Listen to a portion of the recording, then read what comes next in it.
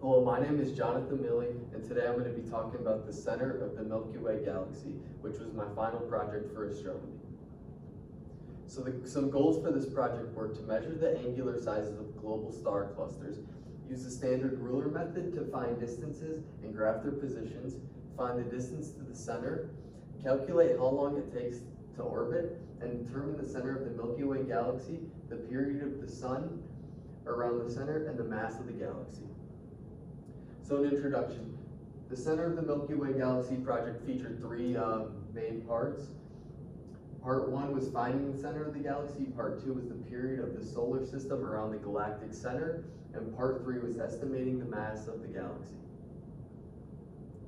So some formulas. For both part 1, 2, and 3, it gave equations and givens to help with the project. Part 1 featured an equation which was the small angle formula, which is D equals 206 to 265 x over theta, and theta was angular size. It featured a given, and each global cluster is about 300 light years across. Part 2 featured a distance equation, which is distance equal rate x time. Use the information to gather from each star cluster in part 2. Part 3 featured another equation, or two equations, sorry. 1 light year equals 6.3 x times 10 to the 4th AU, and featured m equals A3 divided by P2 times solar masses. Using the information from part 1 and 2, and using Kepler's third law, we are able to find the mass of the galaxy. So part 1, the goal of part 1 was to find the center of the galaxy. Globular clusters are in the galactic halo. By plotting the position of 3 clusters and finding the center of the group, you can estimate that the position of the galactic center. To find the distance of a cluster, we use the standard ruler method, and the standard ruler method is comparing an observed angular size of an object to its unknown intrinsic size to calculate its distance. So right here we see the part 1 of star cluster A.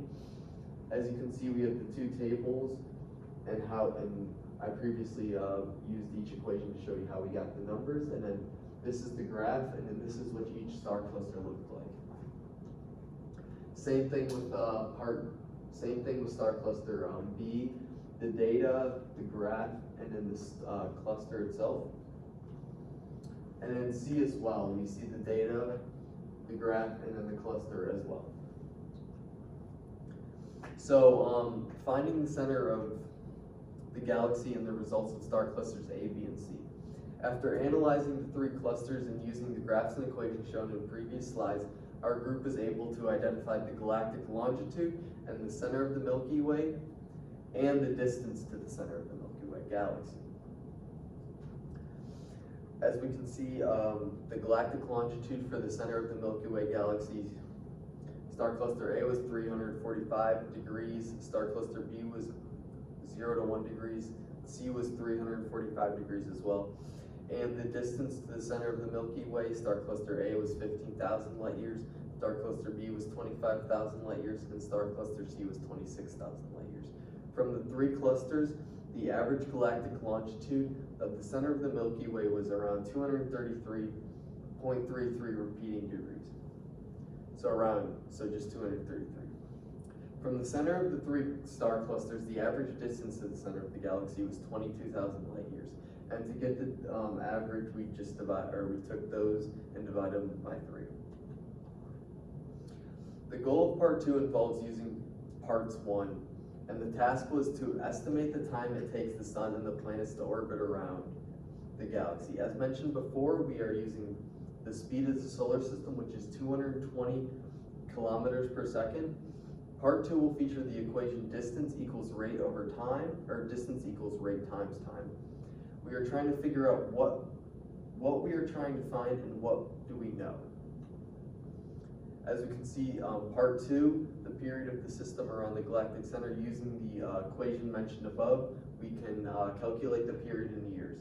So right here is my work for each star cluster. As mentioned, we use the data, or distance equals rate times time, and we plugged in all those numbers from the charts I showed you above, and right here shows each time that we got for part 2 of this lab.